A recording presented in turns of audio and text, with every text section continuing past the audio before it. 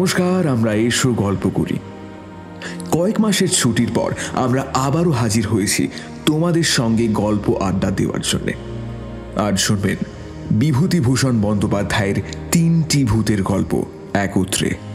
তবে গল্প শুরুর আগে একটাই ছোট্ট রিকোয়েস্ট, এখনো সাবস্ক্রাইব না করে থাকলে আজই সাবস্ক্রাইব করুন আপনাদের প্রিয় চ্যানেল এসো গল্প করিকে।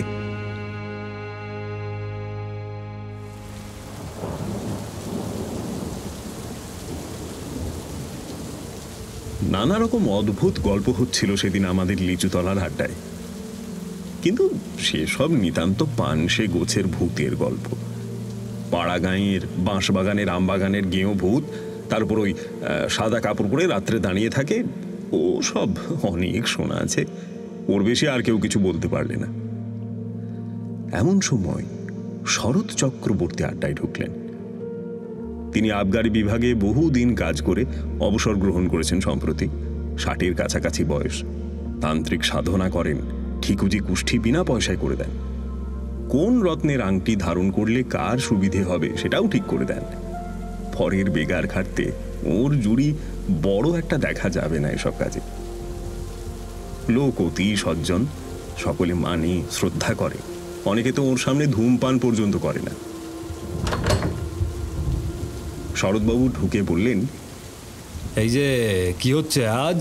উফ বাবা রে বাবা, যা বাদলা নেমেছে। আরে আসুন আসুন চক্রবর্তী মশাই, আমাদের এই একটু ভূতের গল্প হচ্ছে বাদলার দিনে আর কি। তবে তেমন জমছে না। আপনার তো অনেক গল্প জানা আছে। আমি একটা গল্প বলতে পারি, তবে সেটা কিসের গল্প তা আমি জানি না। আপনারাই শুনে বিচার করুন। কে?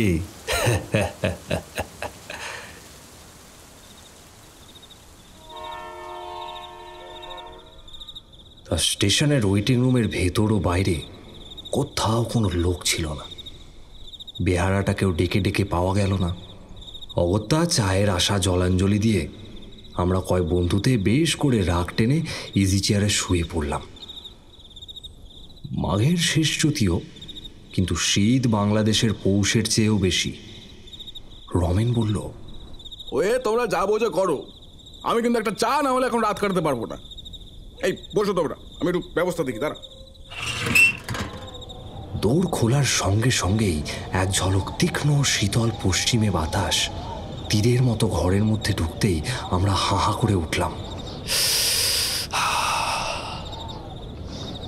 রমেন ততক্ষণে চলে গিয়েছে। খোলা দরজাটা বন্ধ করে দিতে গিয়ে চেয়ে দেখি বাইরে বেজায় কুয়াশা। পৃথ্বীশ আমাদের দলের দার্শনিক। এতক্ষণ সে রাগ দিয়ে আপাদ মস্তক আবৃত করে শুয়েছিল। হঠাৎ মুখটা তুলে গম্ভীরভাবে বলল, দেখো, আমার কিন্তু কেমন একটা আনক্যানি সেন্সেশন হচ্ছে। কেন বলো তো? আমি বললাম, কি রকম আনক্যানি? ভূতটুত? সে রাগ তুলে ফেলে ইজি চেয়ারে উঠে বসল। বা ঠিক জানি নে, কিন্তু কেমন যেন একটা। আমরা ততক্ষণে পুনরায় খাড়া হয়ে উঠে বসেছি। সলিল বলল, হ্যাঁ, বিচিত্র নয়। আমি একটা ব্যাপার জানি। এই রকম একটা স্টেশনের ওয়েটিং রুমে রাত 10টার পর লোক থাকতে পারতো না। শুধু তাই নয়, একবার কি হয়েছিল জানো? অনেক রাত্রে ট্রেনে এক ভদ্রলোক নেমে রাতের মতো স্টেশনের ওয়েটিং রুমে ছিলেন। সকালেও তিনি ওঠেন না দেখে সকলে তুলতে গিয়ে দেখলে তিনি অচৈতন্য অবস্থায় মুখ থুবড়ে পড়ে আছেন। তারপর অনেক যত্নে তার জ্ঞান হলো। তিনি সকলের কাছে বললেন। শেষ রাত্রের দিকে এক সাহেব এসে তাকে ওঠায়। পরে হঠাৎ তিনি পকেট থেকে একটা খুর বের করে গলায় বসিয়ে এমন জোরে টানতে থাকেন যে কাঁচা চামড়া কাটার অস্বস্তিকর খ্যাচ খ্যাচ আওয়াজে তার সারা শরীর শিউরে ওঠে। তিনি চিৎকার করে লোক ডাকতে যাবেন, এমন সময় দেখেন কেউ কোথাও নেই। সাহেবের চিহ্নও নেই ঘরে। তারপরে কি হলো তিনি আর জানেন না। আসল ব্যাপারটা কি জানো? সেই স্টেশনের ওয়েটিং রুমের বাথরুমটার মধ্যে এক ছোকরা সাহেব ইঞ্জিনিয়ার কি জন্য একবার ঠিক ওইভাবেই গলায় ঘুর বসিয়ে আত্মহত্যা করেছিল। তারপর থেকেই এই ব্যাপার। আমরা সকলে আমাদের বাথরুমটার দিকে চেয়ে দেখলাম। লুপ লাইনের নির্জন পাহাড়ে, জঙ্গলের ধারে, লাইনের ওপারে কেবল স্টেশন মাস্টারের কোয়ার্টারটা আর লেভেল ক্রসিংয়ের ফটকে দারোয়ানের ঘুমটি। ওয়েটিং রুমের বাইরে স্টেশনের হাতার পরেই একটা ছোট্ট পান সিগারেটের ও চায়ের দোকান ছিল। দিন মানে এমনকি সন্ধ্যার পরও দেখেছিলাম, কিন্তু তারপর থেকে আর দোকানির পাত্তা নেই। দোকান বন্ধ করে চলে গিয়েছে। গল্প ভালো করে জমতে না জমতেই হঠাৎ দোরটা আবার খুলে গেল। একটা কুলির হাতে কাঁসার থালার উপর গোটা আষ্টেক পেয়ালা ভর্তি চা নিয়ে ঢুকলো রমেন। ঢুকেই বলল, দেখছো, there is a will, there is a way। বলেছিলাম না চায়ের ব্যবস্থা করবোই। স্টেশন মাস্টারের সঙ্গে আলাপ হয়ে গেল। আরে তার বাড়ি আমাদের জেলায়, তা তিনি বললেন বিলক্ষণ, আপনারা ভদ্রলোকের ছেলে, বাঙালি, তার চা খাবেন সে তো সৌভাগ্য। ছাড়লেন না কিছুতেই, নিজের বাসা থেকে তৈরি করেই পাঠিয়ে দিলেন। হ্যাঁ। রমেনের কথা শেষ হতে না হতেই ডোর ঠেলে আর একটা ভদ্রলোক ঢুকলেন। রমেন প্রায় খেলার পুতুলের মতো লাফিয়ে উঠে বলল, এই যে মিত্তির মশাই, আরে আসুন আসুন আসুন আসুন। ততক্ষণে হরিদাসবাবু টেবিলের পাশে হাতল শূন্য বেতের কেদারাটাতে আমাদের সকলের উদ্দেশ্যে অভিবাদনের জন্য হাত উঁচু করে গরুরের মতো বসে আছেন। মিত্তির মশাইয়ের বয়স 45-এর কম নয়।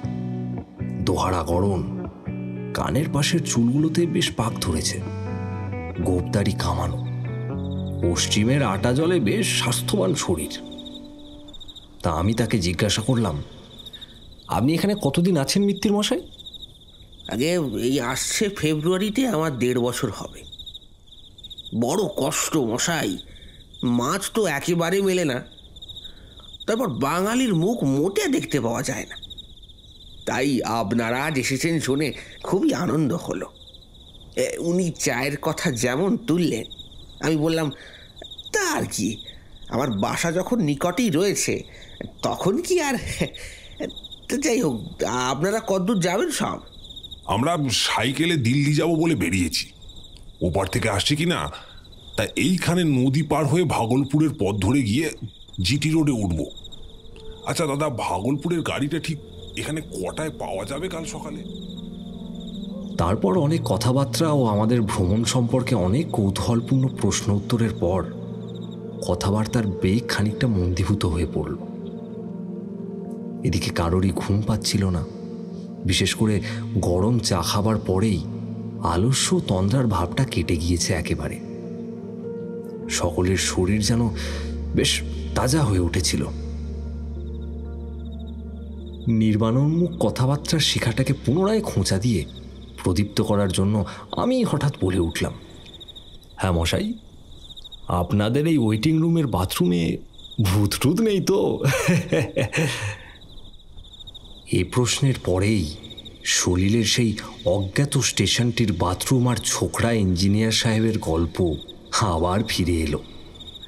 পুনরায় আমাদের একচোট হাসি হলো এবং কেউ কেউ এমন ভাবের ভান করলেন যে এই স্টেশনের বাথরুম সম্বন্ধেও তারা ভয়ের ধারণা পোষণ করেন। রমেন বললে, চত্ব সব গাঁজা খুঁটি। হরিদাসবাবু অনেকক্ষণ কোনো কথা বলেননি। আমাদের উপহার দেওয়া সিগারেটের চতুর্থটির ছাই ঝাড়তে ঝাড়তে তিনি হাই তুলে খাড়া হয়ে বসলেন। বললেন,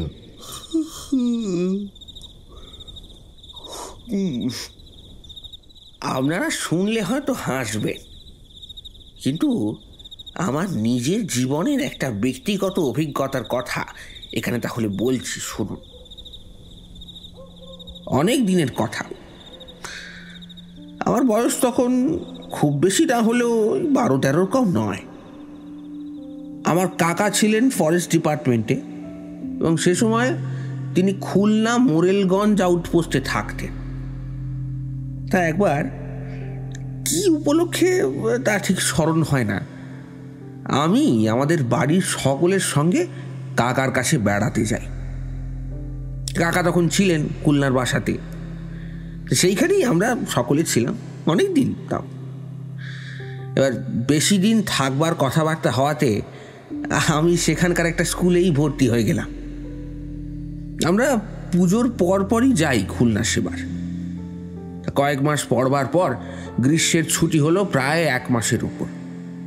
আমি কাকাকে ধরলুম, তার সঙ্গে তার কার্যস্থান মোরেলগঞ্জ যাব। কাকা আমায় নিয়েও গেলেন। তো সে সময়টায় মোম মধু সংগ্রাহকদের লাইসেন্স নতুন করে করবার সময়।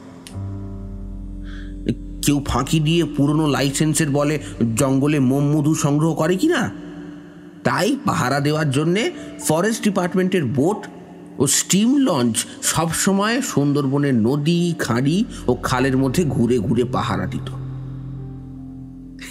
সে কতবার আমি কাকার সঙ্গে সেই সরকারি বোটে চেপে সুন্দরবনের মধ্যে বেড়াতে গিয়েছি। জানেন, আমার মনে সেই সুন্দরবনের একটা অপূর্ব স্বপ্ন ছবি মুদ্রিত আছে। তখন আমি নেহাতি ছেলে মানুষ, সবে 17, শহর থেকে গিয়েছি।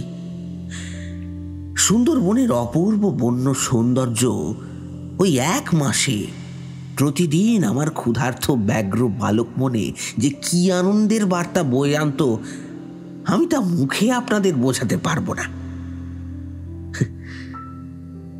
আর কখনো যাইনি যদিও সে দেশে।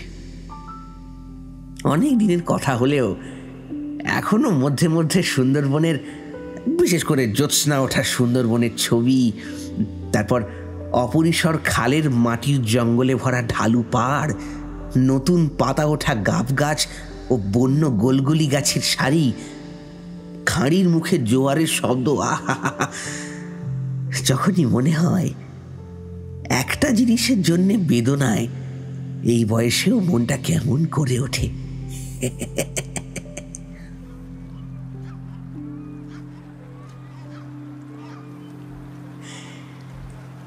তা সেদিনের কথাটা আমার বেশ মনে আছে।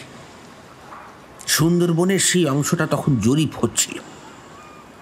তাদের একটা বড় লঞ্চ ওই বড় গাঙের ঠিক মাঝখানটাতে বাঁধা থাকত। তা সেদিন দুপুরবেলা সেই লঞ্চটাতে আমাদের নেমন্তন্ন ছিল।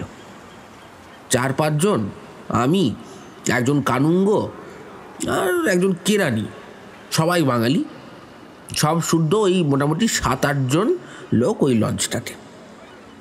খাওয়া দাওয়াটা খুব গুরুতর রকমের হলো, তারপর একটু গান বাজনাও হলো। বেলা পড়ে গেলে সেখান থেকে বিদায় নিয়ে আমরা বজরাটা ছাড়লাম। ক্রমে রাত হলো, জ্যোৎস্না উঠল। খালের দুধারে নতুন পাতা ওঠা বনের মাথাটা জ্যোৎস্নায় চিকচিক করছিল। দূর থেকে নৈশ পাখির 2-1টা অদ্ভুত রকমের ডাক কানে আসছিল। জোয়ারের জলে মগ্ন গোল গাছের আন্তঃশাখাগুলো ভাটার পরে একটু একটু করে জল থেকে জেগে উঠতে লাগলো। বাঘের উপদ্রবের ভয়ে সবসময় আমাদের বজরাতে 2 জন বন্দুকধারী সেপাই থাকত। তারা বজরার ওধারের তোলা উনুনে রান্না চাপিয়ে দিলে। রাতটা বড় গরম, গুমোট ধরনের। গাছের পাতাটি পর্যন্ত নড়ছিল না। চারিদিকে একটা নীরব থমথমে ভাব। ছইয়ের ভেতরেও থাকবার উপায় নেই।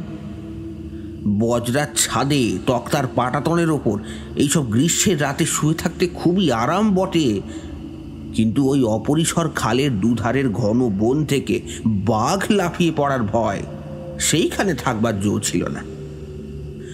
তো যাই হোক, ছইয়ের ভেতরেই কাকা আর বিনোদবাবু দাবা খেলছিলেন।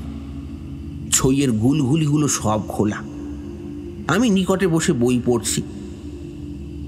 খেলতে খেলতে রাত হয়ে গেল 10টার বেশি। সেপাইদের রান্নাও হয়ে গেল। কাকা কি একটা কঠিন চাল সামলাবার কথা এক মনে ভাবছেন। আমি মিটমিটে আলোতে অখ্যান মঞ্জুরি পড়ছি, আর বিনোদবাবু খেলোয়াড়কে সমস্যায় ফেলবার আত্মপ্রসাদে তাকিয়ে ঠেস দিয়ে ঘুলঘুলির বাইরে ভাটার টান ধরা জলের দিকে চেয়ে আছে। দীর্ঘ বন গাছের ছায়া পড়েছে জলের ওপর। তা এমন সময় ব্যাপারটা ঘটল। সামনে ঘন বনের মধ্যে অনেক দূর থেকে একটা উচ্চ সুস্পষ্ট কর্কশ অট্টহাসির রব উঠল। হা হা হা হা হা করে অবিকল মানুষের গলার আওয়াজের মতো মনে হলো যেন একটা অমানুষিক অস্বাভাবিক স্বর। আমরা কিছু ভাববার পূর্বেই সেরম আরো একবার, তারপর আরো একবার।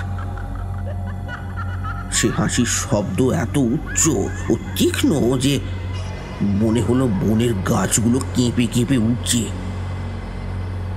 মাটি যেন কাঁপছে আর বোটটাও যেন দুলছে। সিপাহীরা তাড়াতাড়ি খাওয়া ছেড়ে উঠে এলো। কাকা, বিনোদবাবু, আমি সকলেই ছইয়ের বাইরে এলাম।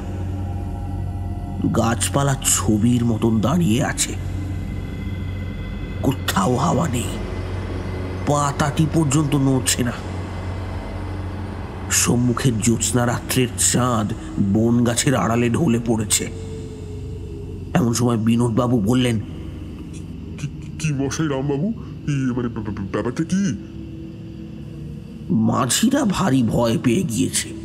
তারা বজরার মাস্তুলের তলায় গোল হয়ে দাঁড়িয়ে এক দৃষ্টে বনের দিকে চেয়ে আছে। আমরা সকলেই ছইয়ের মধ্যে ঢুকতে যাচ্ছি, এমন সময় আবার সেই হাসির শব্দটা উঠল।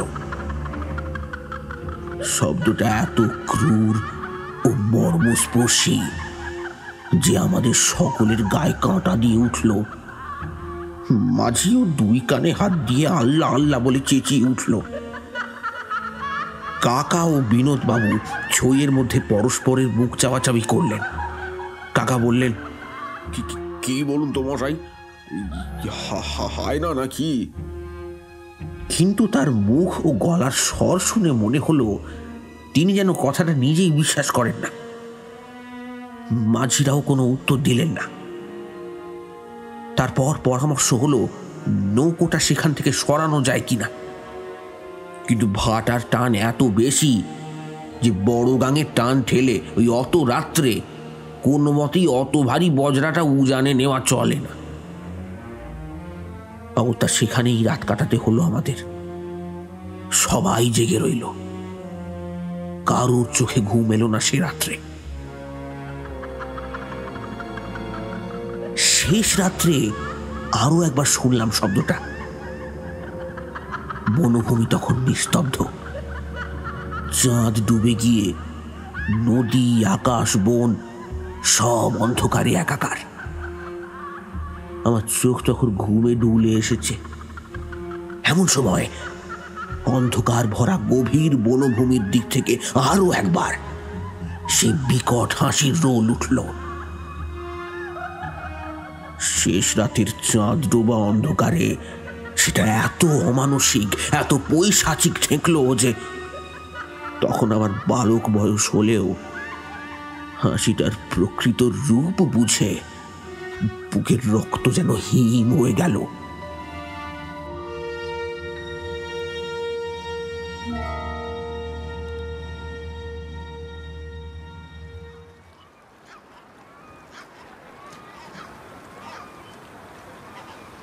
সকালের জোয়ারের মুখে বজরা ছেড়ে আমরা দুপুরের সময় স্টিম লঞ্চে ফিরে এলাম। সেখানে সব কথা শুনে প্রধান সারেং খালাসিদের মধ্যে কেউ কেউ বললে ওই শব্দটা নাকি এর আগেও তারা শুনেছে, তবে স্থানটা বড় গভীর বনের মধ্যে বলে সেদিকটায় লোক চলাচল খুবই কম। শোনা গেল ওই বনের মধ্যে নাকি অনেক দূরে গেলে প্রাচীনকালের ঘর বাড়ির চিহ্ন পাওয়া যায়। ওই জঙ্গলের মধ্যে শ্রেণীবদ্ধ প্রাচীন বকুল গাছের সারি দেখে মনে হয় কোনো সময় সেসব স্থানে লোকের বাস ছিল। সে যাই থাকুক, আজও এতদিন পরেও যখনই ওই কথাটা মনে পড়ে তখন এই কথাটাই মনে হয়। জনহীন জনপদের ধ্বংসস্তূপের চারিপাশে ঘূর্ণায়মান কোনো অভিশপ্ত অশরীরী আত্মার পৈশাচিক উল্লাস ভরা অট্টহাসি যেন সেদিন আমাদের কানে এসেছিল। তাই সেই হাসির রোলটা যখনই মনে আসে, এই আজও এতকাল পরেও যেন সারা শরীরটা শিউরে ওঠে।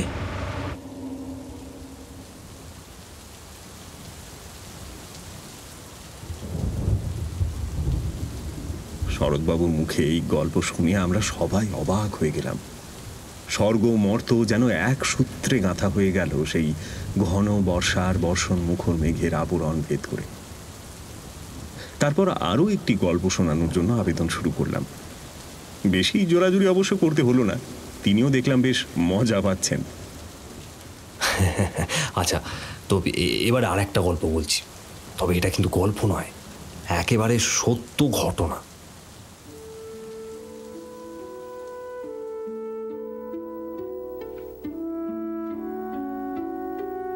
সকালবেলা পাহাড়ি পথে একা বেড়াতে বের হয়েছি।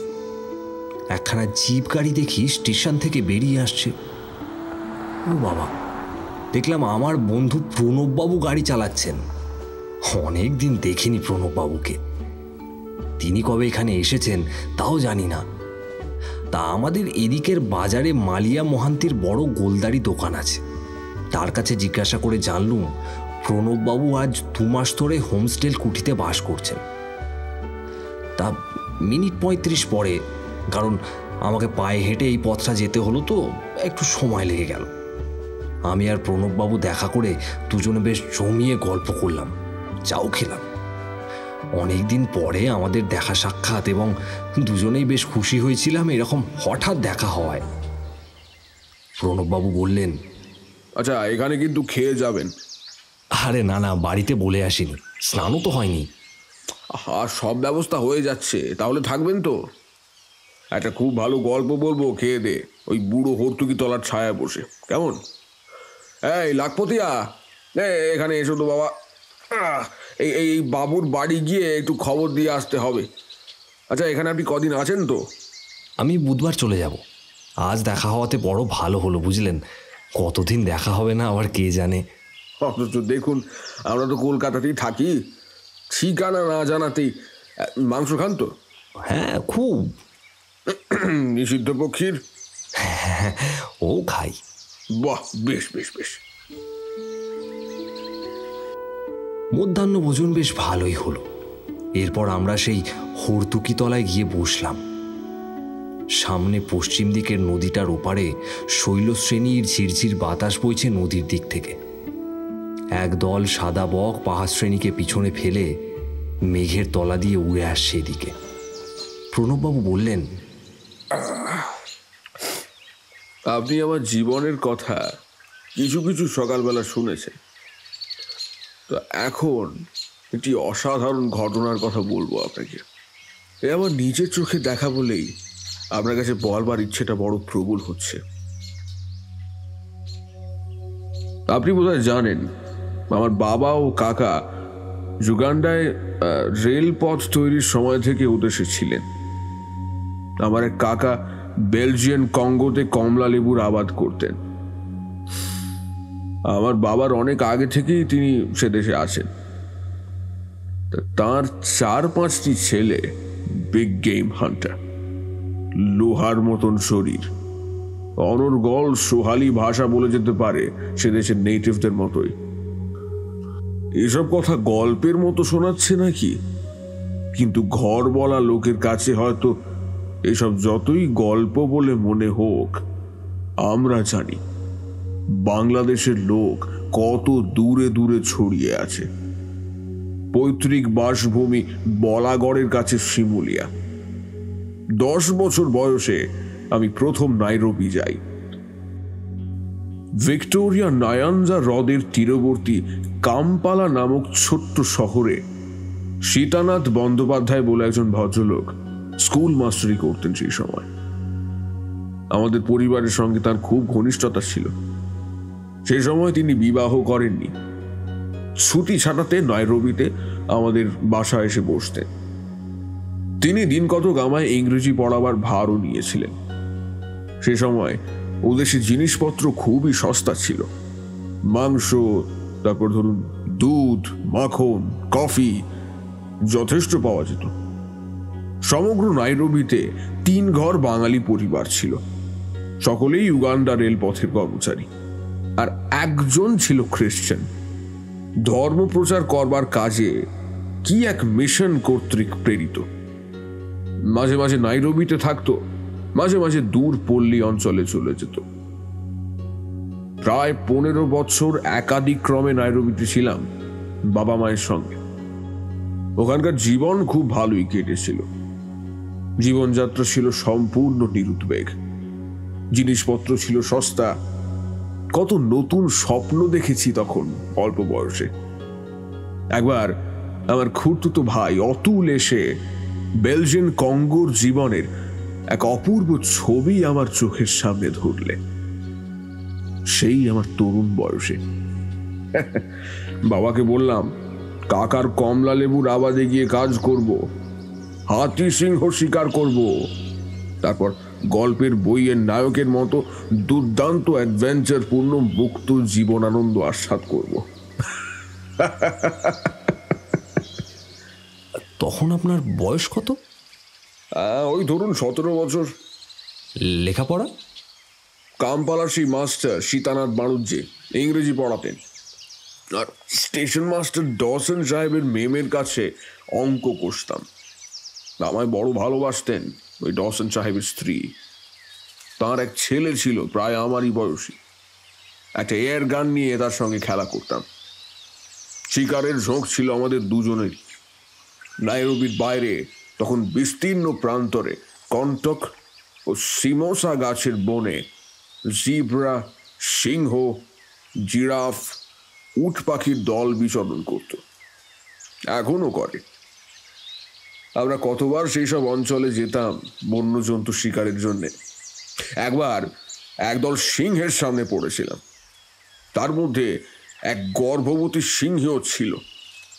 সে আবার আমাদের চোখের সামনেই একটা ঝোপের আড়ালে গিয়ে 3-4টে শাবক প্রসব করেছিল।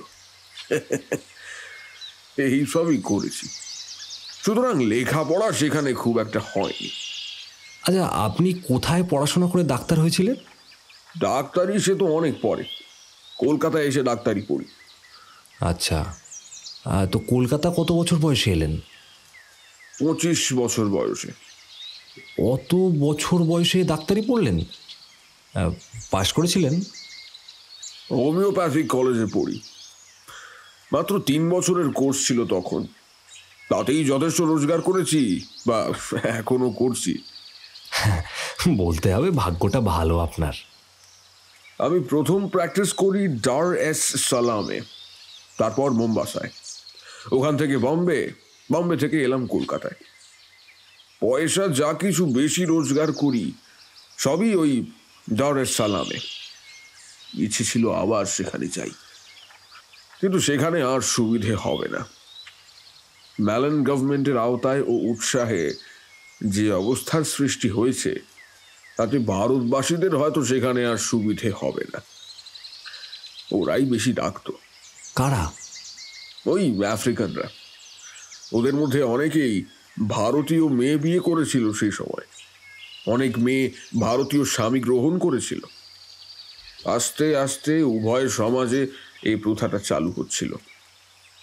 এবার আসল গল্পটা বলুন তো। হ্যাঁ হ্যাঁ, বেলা গিয়েছে। বাকিটুকু অতি অল্প, কিন্তু ভারী অদ্ভুত। শুনলেই তো ফুরিয়ে যাবে। তার যে চলুন চা খাওয়াটা সেরে নেওয়া যাক।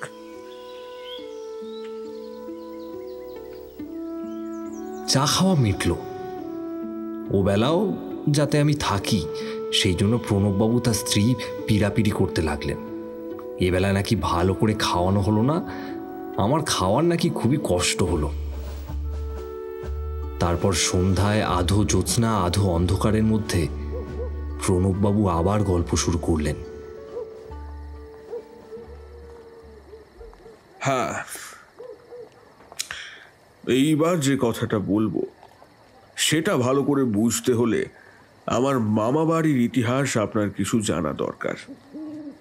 আমার দাদামশাই গোবিন্দ ঘোষাল সেপাই বিদ্রোহের সময় ফেজাবাদে মিলিটারি অ্যাকাউন্টেন্টের কাজ করতেন।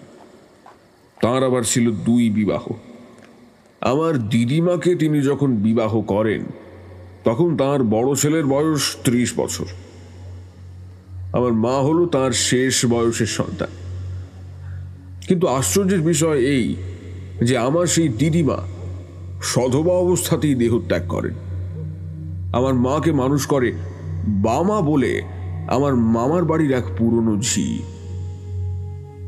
আমার দাদামশাই তখন চাকরি থেকে অবসর নিয়ে হুগলি জেলায় নিজের গ্রামে এসে বসেছেন। তা সেই বামা মাকে ঠিক নিজের সন্তানের মতো মানুষ করেছিল। বাইরে কোথাও গেলে সন্ধ্যার পর পিছু পিছু যেত, এমনকি মায়ের বড় বয়সেও। বামা কোথাও যেত না। নিজের দেশ বর্ধমান জেলার যে ক্ষুদ্র গ্রামটিতে তার পৈতৃক ভিটে, মায়ের ভার নেওয়ার পর থেকে সে আর কখনো গ্রামে পদার্পণ করেনি। আমার মা যখন বিয়ের কোণে সেজে আমাদের বাড়ি এসেছিলেন, বামা তখন মায়ের সঙ্গে এই বাড়িতে চলে আসে এবং মাঝে মাঝে দেশে চলে গেলেও প্রায়ই তার এই জামাই বাড়ি এসেই থাকতো। মা বলতেন, এখানেই থাকো না কেন বামা? সে তখন বলতো, না খেদি, জামাই বাড়ি কি থাকতে আছে? লজ্জার কথা। সে কিন্তু বেশি দিন মাকে ছেড়ে থাকতে পারত না। কিছুদিন পর পর প্রায়ই চলে আসতো। আর আসবার সময় মা যা খেতে ভালোবাসতেন ছোটবেলায়, এই যেমন নারকেল নাড়ু, তারপর চিড়ে, কলা, এই সব জোগাড় করে নিয়ে আসতো। শুধু হাতে কখনো আসেননি। তা সেই বাবা কিন্তু মারা যায় আমার মামার বাড়িতেই।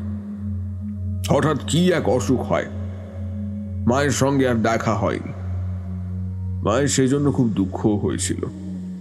আমাদের কাছে পর্যন্ত বামার নাম করতেন আর চোখের জল ফেলতেন।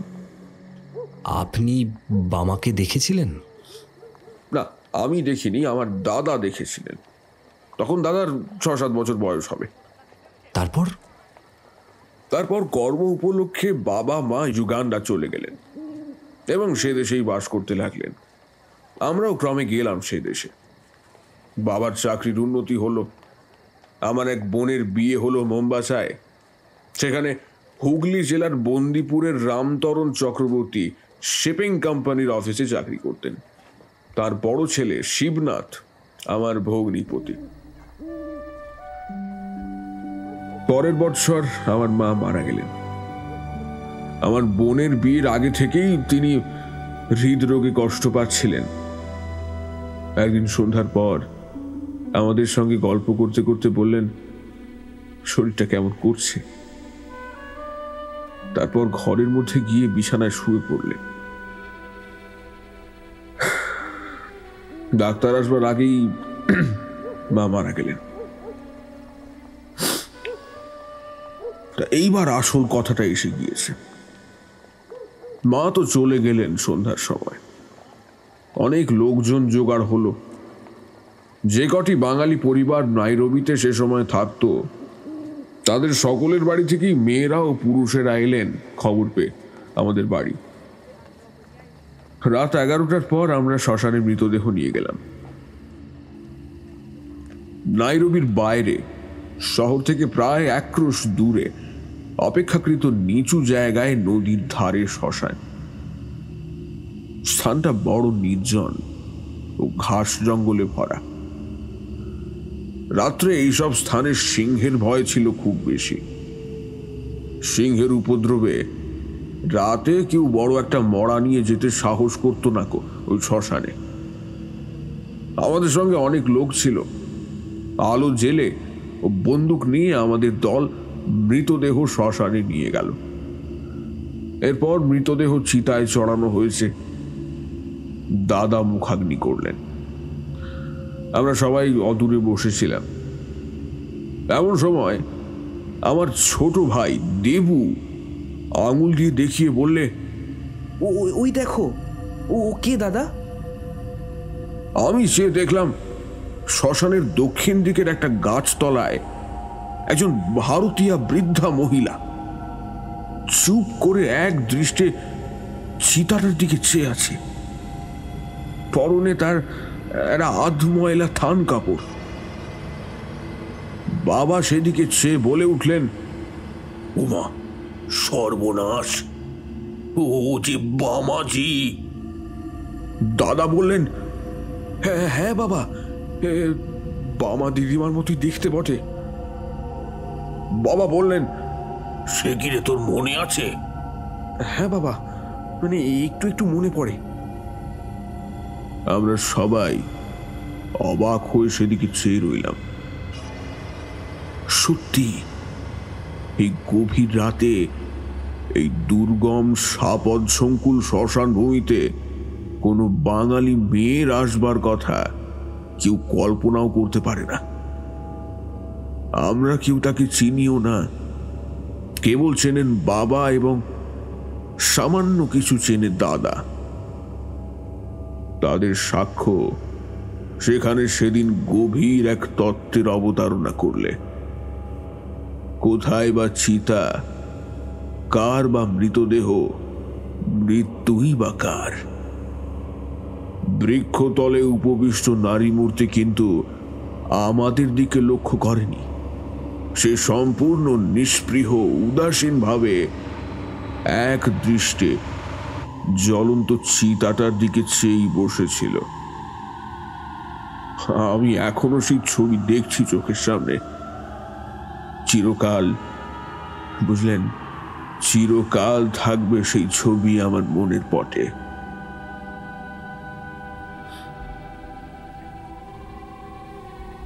হুগলি জেলার এক অখ্যাত গ্রাম থেকে মৃত্যুঞ্জয় স্নেহের টানে আজ 20 বছর পরে বামাজি চলে এলো পূর্ব আফ্রিকার নাইরোবির শ্মশান ভূমিতে।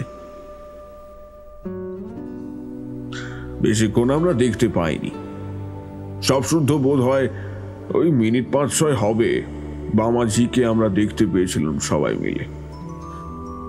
তারপরেই মিলিয়ে গেল সে মূর্তি। আমরা বেশি কিছু কথা বলিনি। এরপর দাহ কার্য শেষ করতে সকাল হয়ে গেল। নদীতে স্নান করে আমরা বাড়ি ফিরে এলুম তখন বেলা 7টা, 7:30।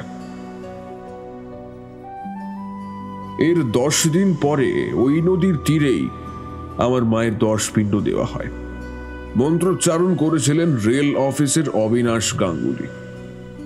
নাইরোবির বাঙালিদের মধ্যে মোটামুটি বিয়ে, পৈতে, ষষ্ঠী পুজো তিনিই করতেন। তাই তার নামই ছিল আমাদের মধ্যে পুরুত কাকা। নদীর ওপারে শৈলশ্রেণী সন্ধ্যার অন্ধকারে ঢেকে গেল। আমি বললাম, মায়া বড় অদ্ভুত জিনিস। এক জন্মে সে কাটানো যায় কি? যায় না।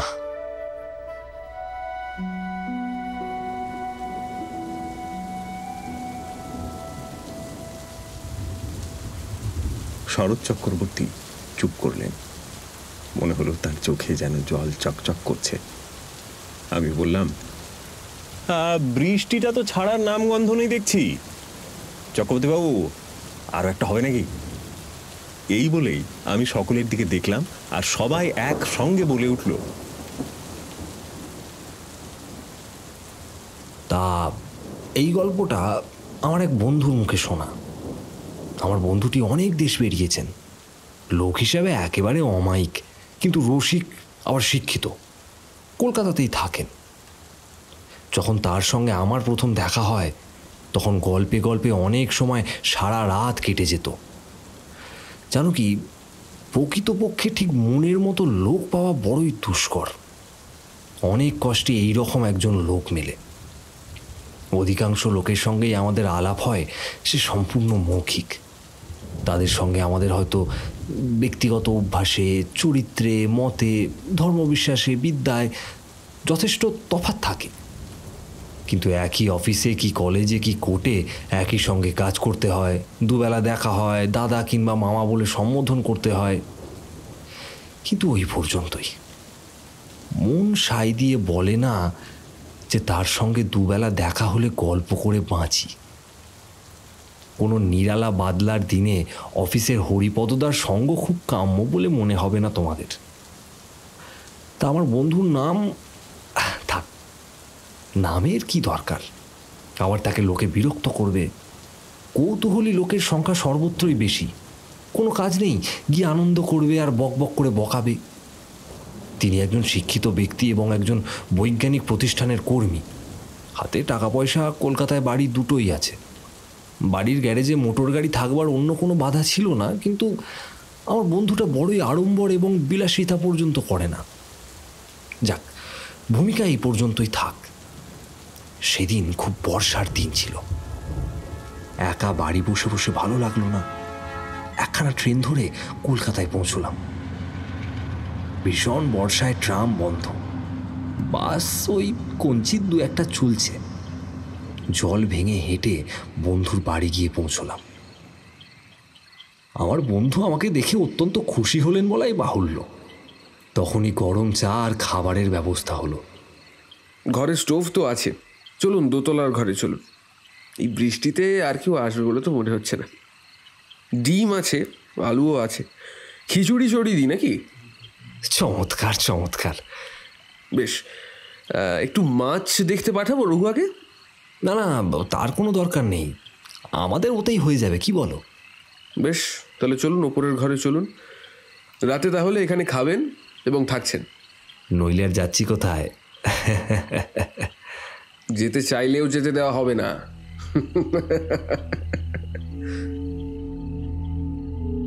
উপরের বসবার ঘরটিতে বন্ধুর লাইব্রেরি। দেওয়ালের গায়ে সারি দেওয়া কাঁচের আলমারি, সাধারণত বিজ্ঞান আর ইতিহাসের বইয়ের ভর্তি। দেওয়ালে বড় বড় অয়েল পেন্টিং, প্রতিকৃতি নয়, সবই ল্যান্ডস্কেপ। ভালো চিত্রকরের হিমালয় অঙ্কনের দৃশ্য। আমার বন্ধু হিমালয়কে অত্যন্ত ভালোবাসতেন। হিমালয় অঞ্চলের ভৌগোলিক তত্ত্ব তার নখদর্পণে। অনেকদিন রাত্রে হিমালয় ভ্রমণের নানান মনোরম গল্পে কখন যে রাত কেটে গিয়েছে তারও টের পাইনি। তা উপরে ঘরে যখন গিয়ে বসলুম, তখন টেবিলের ওপর একখানা ছবিওয়ালা বই খোলা পড়ে আছে। বন্ধু হাতে নিয়ে বললেন, এখানে দেখেছেন?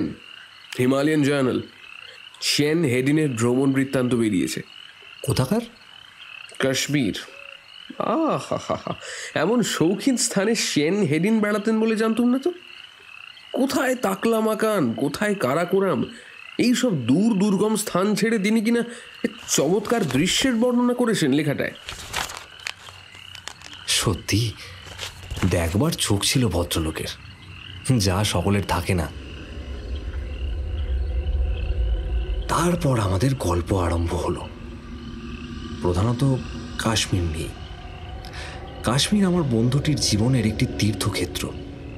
অনেকবার তিনি ক্লান্ত নাগরিকের মতো ও চক্ষুকে বিশ্রাম দেওয়ার জন্য দেশ বিদেশে ভ্রমণ করে বেরোতেন, আমি জানি। কাশ্মীরেও অনেকবার গিয়েছেন। কাশ্মীরের কথায় সাধারণত তিনি পঞ্চমুখ হয়ে পড়েন। এবার কিন্তু একটা নতুন বিষয় নিয়ে কথা পারলেন। সেটা হলো তার অতিপ্রাকৃত অভিজ্ঞতার, যেটা কাশ্মীরের পথেই ঘটেছিল। তিনি বলতে শুরু করলেন,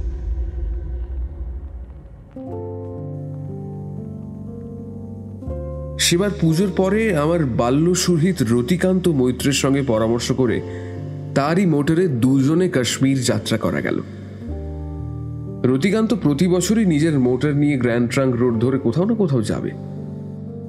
তাই এবার একরকম আমারই কথায় সে কাশ্মীর রওনা হলো। পথের আনন্দ ও কষ্ট ভোগ করতে করতে আমরা দিল্লি গিয়ে পৌঁছলাম। সেখানে দিন দুই বিশ্রাম করে আমরা আবার মোটর ছাড়লাম। বাকি পথটুকু বেশ কাটল, সে বর্ণনা আর বিস্তারিত বলছি না। কোহালায় পৌঁছলাম দিল্লি থেকে রওনা হওয়ার 3 দিন পরে সন্ধ্যার দিকে। মোটর থামিয়ে কোহালার বাজারে একটি চায়ের দোকানে চা পান করতে বসলাম দুজনে। গাড়িতে রইল ক্লিনার রামদিন ও ভৃত্য নাথু বাগ। এই শেষোক্ত ব্যক্তির নামটি অবাঙালির মতো শোনালেও প্রকৃতপক্ষে কিন্তু ওর বাড়ি মেদিনীপুর জেলার তমলুক মহকুমায়, এবং সে বাংলা ছাড়া অন্য প্রদেশের ভাষা জানে না। চা পানের সময় দোকানদারকে আমাদের রাত্রির জন্য একটি বিশ্রাম স্থানের সন্ধান দিতে বললাম। সে দু একটা সন্ধান দিলে। আসলে বড় পরিশ্রান্ত ছিলাম সেদিনটা। রাত্রিতে একটু ভালো করে ঘুম দরকার ছিল। নাথুকে গাড়িতে বসিয়ে রেখে কারণ তার দ্বারা এই বিষয়ে কোনো সাহায্যই পাওয়া সম্ভব নয়, বরঞ্চ রামদিন ক্লিনারকে সঙ্গে নিয়ে আমরা বাসার সন্ধানে বার হই। রতিকান্ত বললে, তা গাড়ির একটা আস্তানাও তো খুঁজতে হবে। খুঁজে পেলে তো ভালোই হয়, বাইরে বেজায় ঠান্ডা, আর নাথু তো শীতে জমে যাবে বাইরে গাড়িতে থাকলে। রামদিন বরং পারে। রামদিন বললে, हमारे वास्ते कोई परवाह नहीं हुजूर।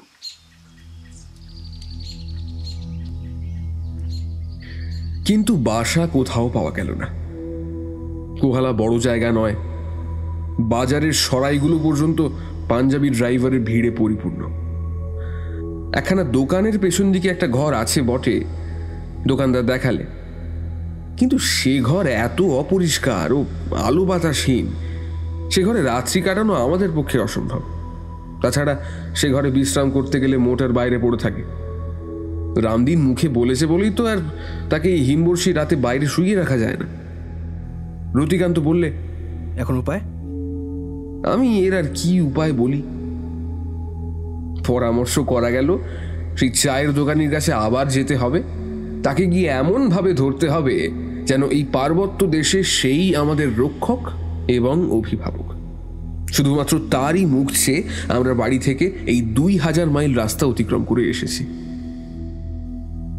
দোকানদার লোক ভালো, সে বলে দিলে বাজারের পেছন দিয়ে যে পথটা ছোট্ট পাহাড়টা ডিঙিয়ে চলে গিয়েছে, ওরই ওপারে এক বৃদ্ধ জাঠির বাড়ি। সে বাড়িতেই অনেক সময় লোকজনকে আশ্রয় দেয়। আমরা দুজনে দোকানদারের কথা মতো সেখানে গেলুম। কাঠের দোতলা বাড়ি, দেখে মনে হয় একসময় বাড়ির মালিকের অবস্থা বেশ ভালোই ছিল। আমাদের ডাকাডাকিতে একজন বৃদ্ধ দাড়িওয়ালা লম্বা সুপুরুষ ব্যক্তি দোর খুলে রুক্ষ স্বরে জিজ্ঞেস করলে, किस लिए हल्ला मचाते हो? कौन हो तुम लोग? আমরা বিনীতভাবে আমাদের আসবার কারণ ব্যক্ত করলাম। আমরা নিরীহ পথিক, কোনো গোলমাল করা আমাদের উদ্দেশ্য নয়। কোথা থেকে আসছো তোমরা? আগে কলকাতা থেকে। ঘর ভাড়া আমি দিই না। দেখুন না, মেহরবানি করে একটু জায়গা দিতেই হবে। কে বললে এখানে জায়গা আছে? ওই তো বাজারে শুনলাম। বললাম তো আমি ঘর ভাড়া দিই না। তো ভাড়া না দেন, একটু আশ্রয় দিন। বৃদ্ধ একটুখানি ভেবে বললে, কজন লোক? এই তো 4 জন, তবে একজন মোটরে শুয়ে থাকবে বাজারে। একখানা ঘরের বেশি দিতে পারবো না। হ্যাঁ ঠিক আছে, তাই আমরা কৃতজ্ঞতার সঙ্গে গ্রহণ করব। আমরা বিস্ময়ের সঙ্গে লক্ষ্য করলাম লোকটি আমাদের নিয়ে সিঁড়ি বেয়ে দোতলায় উঠতে লাগলো। বাড়িতে কোনো স্ত্রীলোক আছে বলে আমাদের মনে হলো না। সিঁড়ির বাম দিকের কোণের ঘরে সে আমাদের নিয়ে গিয়ে বললে, এই ঘরটা আমি দিতে পারি, আর ঘর নেই। কার্পেটখানা পেতে নেবেন, ওই বাইরের টবে জল আছে, গরম জল দিতে পারবো না কিন্তু। বলেই সে চুপ করে গেল। আমাদের ভয় হলো সে পাছে আবার মত বদলায়। আমরা উভয় জোর দিয়ে বললাম, না না ঠিক আছে, আপনার খুব মেহরবানি। চমৎকার ঘরটি, বাহ। জিনিসপত্র কোথায়? ওই তো মোটরই আছে, আরো 2 জন লোক মোটরে আছে, তাদের একজনকে নিয়ে আসে। তা কি খাবেন রাত্রে? এখানে খাওয়ার ব্যবস্থা হবে না। কোনো দরকার নেই, আমরা দোকান থেকে আনিয়ে নেব ওখানে। চলুন আমরাও নিচে যাই, একটু বাজারে যাব।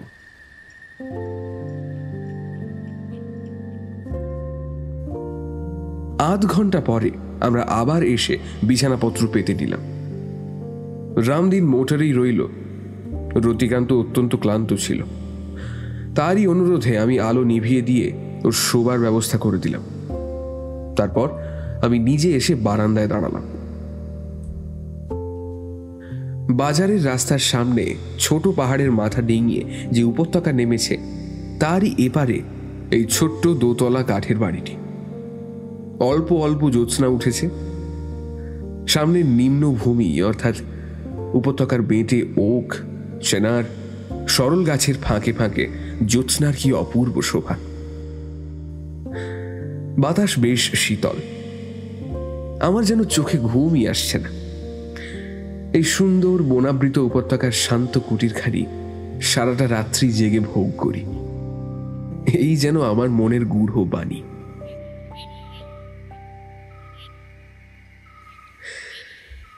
কিন্তু শরীর মানল না। পথক্লান্ত দেহ এলিয়ে পড়তে চাইল শয্যায়। অগত্যা শয্যা আশ্রয় করা ছাড়া গত্যন্তর রইল না। শোবার সঙ্গে সঙ্গেই ঘুমিয়ে গেলাম।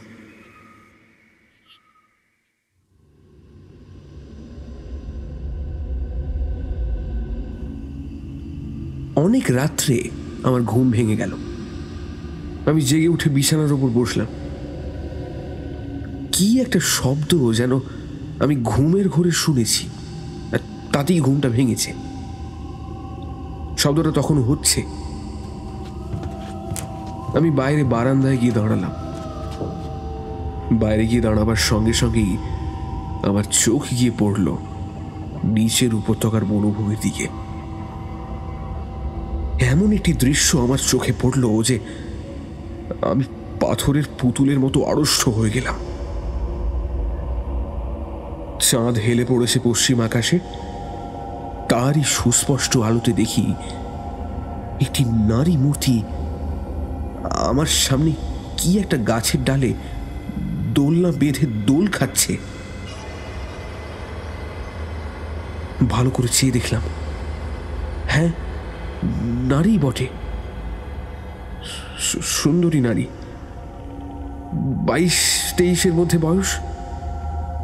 কিন্তু মেয়েটির দোল খাওয়ার স্থান, বিশেষ করে সময়, আমার কাছে বড় আশ্চর্য মনে হলো। কাশ্মীরের এদিকে কখনো আসেনি। এখানকার মেয়েরা কি এই হিমবর্ষী রাত্রির শেষ প্রহরে বনের মধ্যে এমনভাবে দোলনা টাঙিয়ে দোল খায় নাকি? দৃশ্যটা যদি শুধু সুন্দর হতো তাহলে আমি এত অস্বস্তি বোধ করব কেন? কিন্তু আমার যেন মনে হলো এই দৃশ্যটির মধ্যে একটি জিনিস আছে যা অসীম, যা নিয়মের বিপরীত, যা অমানুষী। তাড়াতাড়ি রতিকান্তকে ডাকলো। সেও যখন বাইরে এলো তখনও মেয়েটা দোল খাচ্ছে। রতিকান্তকে বললাম, ওই দেখো। ও কে বলো তো ভাই? সে অবাক হয়ে গিয়েছে। চোখ রোগড়ে বলল, তাই তো, এখানকার মেয়েরা ওরকম করে নাকি? কি জানি, বুঝতে পারছি না। ওকে, দোলনার দড়ি কই? কাছে টাঙিয়েছে কি দিয়ে? ভালো করে চেয়ে দেখলাম, সত্যি তো, দোলনার দড়ি এত অস্পষ্ট যে চন্দ্রালোকে দেখা যাচ্ছে না। সরু তার হলেও তো দেখা যাবে এই আলোতে। কিন্তু আরো একবার ভালো করে দেখে বুঝলাম তার বা দড়ি কিচ্ছু নেই। শূন্যে ঝুলছে দোলনা। আরো একটা ব্যাপার যা এতক্ষণ পরে লক্ষ্য করলাম, সেটা হচ্ছে আমাদেরই দিকে অল্প দূরেই গাছটার তলায় এই ব্যাপারটা ঘটছে, অথচ কোনো রকম কোনো শব্দ আমাদের কানে আসছে না এখন আর।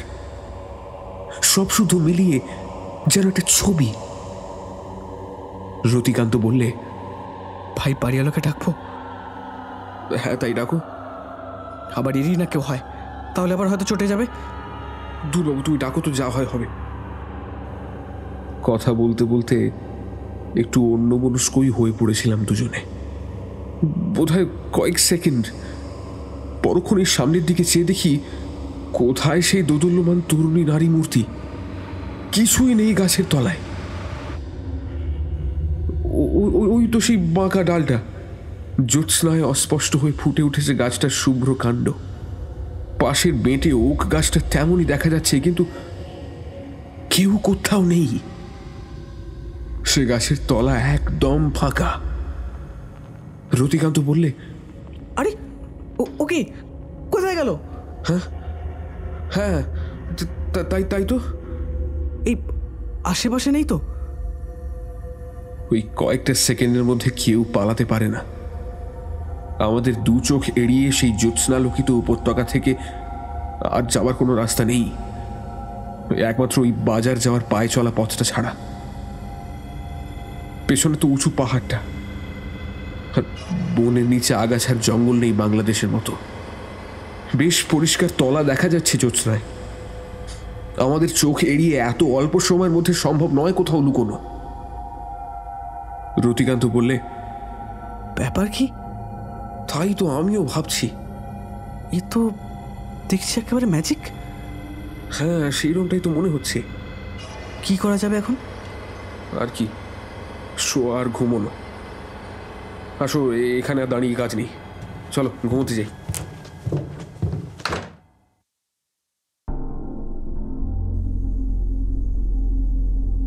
রাত বড় বেশি ছিল না। ঘণ্টাখানেক ঘুমিয়ে উঠে রতিকান্ত ও আমি দেখি নাথু তখনও নাক ডাকছে। ওকে উঠিয়ে জিনিসপত্র গুছিয়ে নিতে বলে আমরা আবার এসে বারান্দাটার সামনে দাঁড়ালাম। ওই যে সেই গাছটা, ওই সেই বাঁকা ডালটা। সত্যি সত্যি কাল শেষ রাতের দিকে আমরা দুজনে এই বারান্দায় দাঁড়িয়ে সেই অদ্ভুত দৃশ্যটা দেখেছি। কিন্তু আমাদের নিজেদের কাছেই মনে হচ্ছে ওটা আসলে ঘটেনি, হয়তো রাত্রির কোনো স্বপ্ন। স্বপ্ন কি জানি।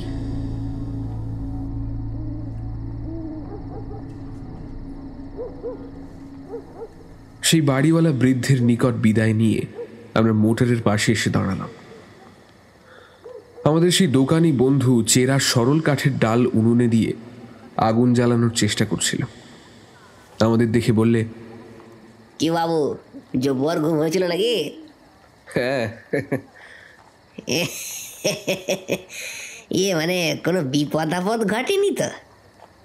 আমি যেন দোকানির কথার সুরে ও দৃষ্টিতে একটি প্রচ্ছদ প্রশ্ন লক্ষ্য করলুম। আমরা চা দিতে বলে ওর দোকানের সামনে জাঁকিয়ে বসে রাতের ঘটনার সবিস্তারে ওকে বর্ণনা করলাম। দোকানি ঘাড় নেড়ে হেসে বললে, জানি বাবুজি, এই জন্যই ও বাড়ির সন্ধান আপনাদের দিতে একটু ইতস্তত করছিলাম। ওই বনে জ্যোৎস্নার রাতে কত লোক ওই মেয়েটিকে দুলতে দেখেছে। ও মানুষ নয় বাবু, জিন, আফরিট। আপনারা শোনেন বাবু।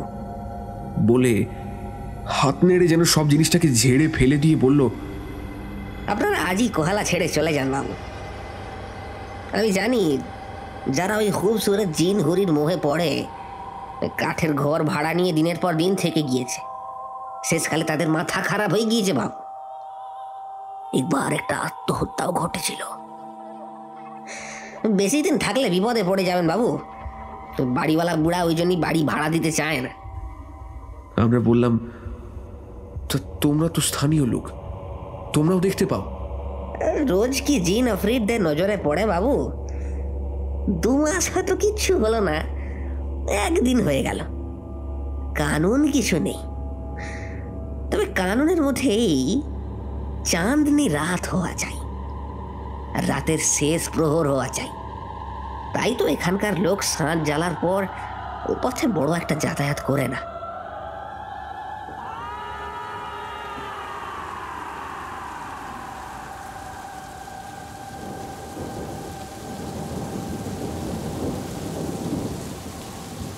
ঘন বর্ষার রাত, বাইরে বেশ অন্ধকার। জোনাকি জ্বলেছিল উঠোনের শিউলি গাছটার ডালে পাতায়। আমরা সবাই অনেকক্ষণ চুপ করে রইলাম। তারপর আমরা সবাই বাড়ি ফিরে এলাম।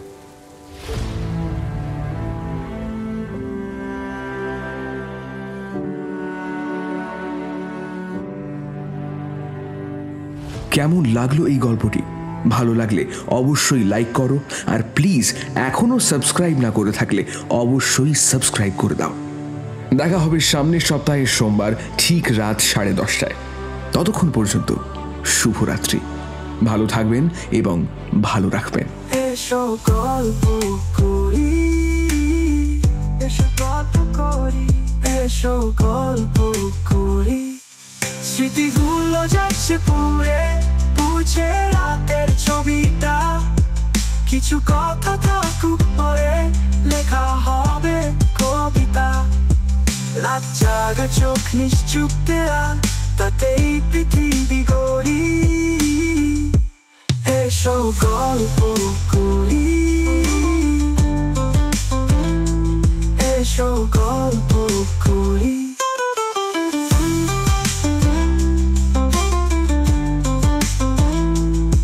স্মৃতিগুলো যাচ্ছে পুড়ে, বুঝে রাতের ছবিটা। কিছু কথা থাকুক পরে, লেখা হবে কবিতা। রাত জাগা চোখ নিশ্চুপ দেয়া, তাতেই পৃথিবী গড়ি। এসো গল্প করি, এসো গল্প করি।